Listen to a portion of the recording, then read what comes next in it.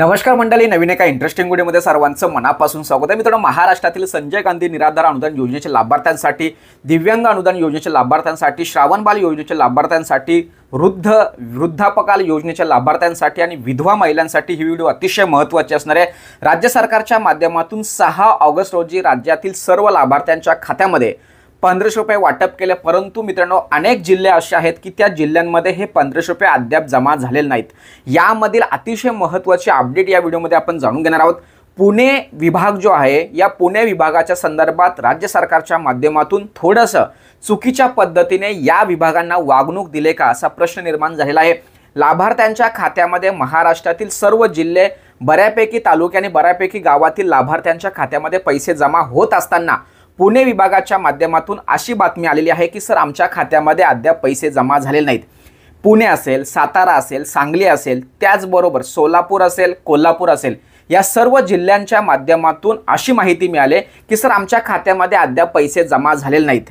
आमच्या खात्यामध्ये पैसे कधी जमा होणार याविषयी सर आम्हाला अपडेट द्या. आमची KYC असेल किंवा आम्हाला जुलै महिन्याचे किंवा जून महिन्याचे सर्व पैसे नियमित आलेले आहेत, पण ऑगस्ट महिन्याचे पैसे आमच्या खात्यामध्ये जमा झालेले नाहीत. सर, नेमका प्रॉब्लेम काय आहे?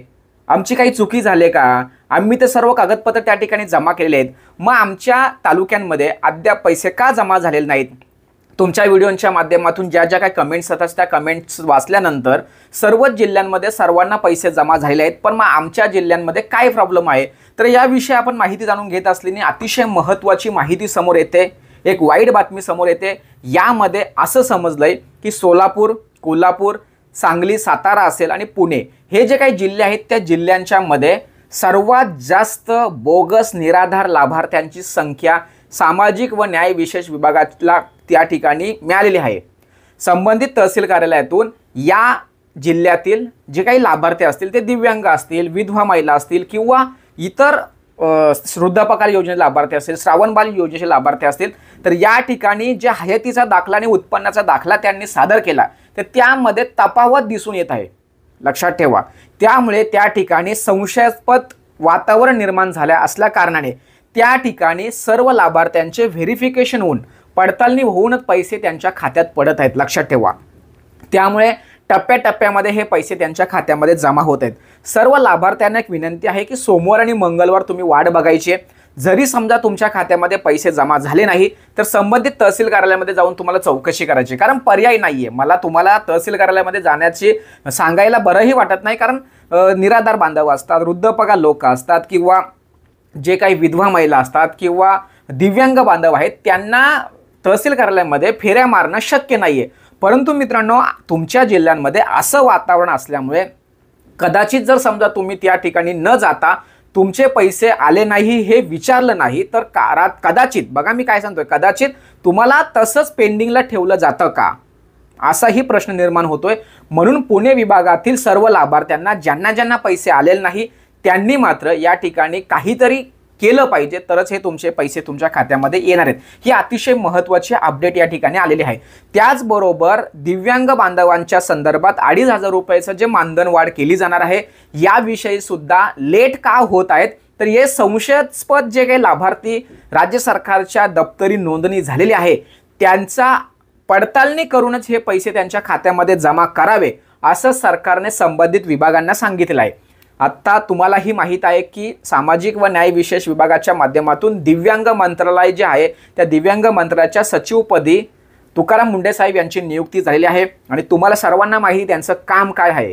तर त्या कामाच्या बदल्यात त्या ठिकाणी अशी अपडेट आले की पुणे विभागाच्या बाबतीत म्हणजे सांगली, सातारा, कोल्हापूर आणि सोलापूर हे जे जिल्हे आहेत ते जिल्हे थोडेसे संशयास्पद जास्त असल्या कारणामुळे त्या ठिकाणी दिव्यांग बांधवांच्या बाबतीत सुद्धा कठोरपणे अशी पावले उचलून त्यांच्या कागदपत्रांची तपासणी केली जाणार आहे. हे UID जे कार्ड त्यांना दिलेले आहेत ते संबंधित जे काही सिव्हिल हॉस्पिटल्स असतात, जे अधिकारी असतात त्यांच्या माध्यमातून अप्रूव्हल झालेले जरी असले तरीसुद्धा त्याचा जो रिपोर्ट असतो, अहवाल असतो, जी काही लिखापट्टी जी केलेली असते ती लिखापट्टीच्या माध्यमातून हे जे अप्रूव्हल झालेले जे कार्ड आहेत त्यामध्ये किती तथ्य आहे याची माहिती संबंधित पुणे विभागातून प्राथमिक बाजूने पहिल्या स्टेजला मागवली जाणार आहे. त्यामुळे कदाचित पुणे विभाग, सातारा, सांगली, सोलापूर, कोल्हापूर हे जे काही जिल्हे आहेत त्या जिल्ह्यांमध्ये ही अतिशय चांगली सुद्धा बातमी आहे किंवा थोडीशी वाईट सुद्धा बातमी आहे, कारण जे खरे लाभार्थी आहेत त्यांना सुद्धा हा नाक त्रास होणार आहे।